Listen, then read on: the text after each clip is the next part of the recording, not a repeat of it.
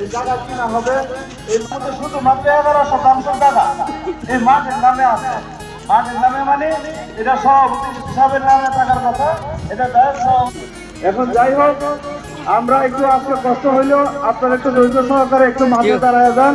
আমরা এই মাঠে নামাজ পড়ছি, আপনাদের প্রতি আমার শুভেচ্ছা রইল, অভিনন্দন রইল। আমার জন্য আপনারা দোয়া করবেন আর আপনাদের দৃষ্টিতে দেখবেন। আমরা চেষ্টা করব আমরা একটা মাঠ করার জন্য।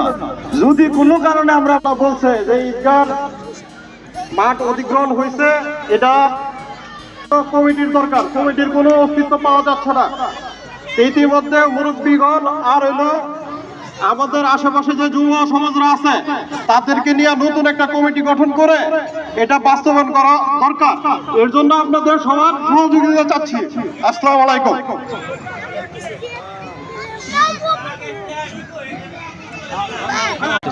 আসসালামু আলাইকুম।